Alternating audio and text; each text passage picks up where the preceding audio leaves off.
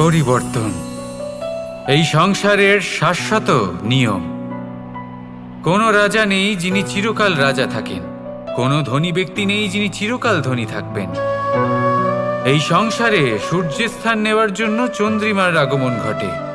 কোনো স্থান যাকে পতিত বলা হয়েছিল সেখানে মহল তৈরি হয়েছে।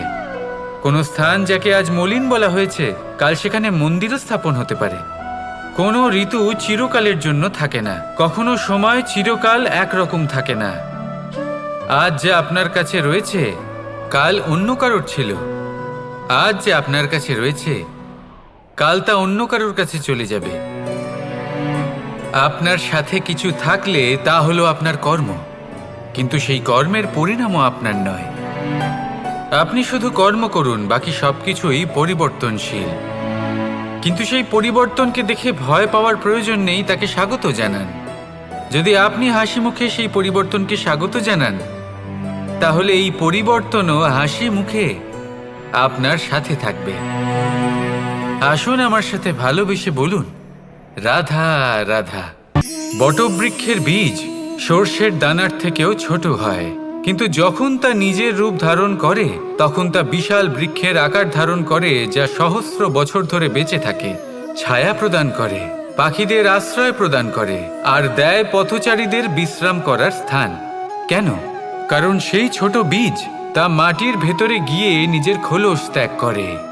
অন্ধকারে থাকে সে, যতই আলো আসুক না কেন, যতই বর্ষা আসুক না কেন, সব সহ্য করে।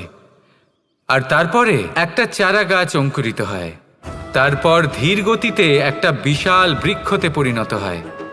দেখুন, জীবনে কঠিন সময় আসে, এই জন্য নয় যে আপনি হার মেনে নেবেন, এই জন্য আসে যাতে আপনি ভবিষ্যৎ নির্মাণের জন্য নিজেকে তৈরি করতে পারেন।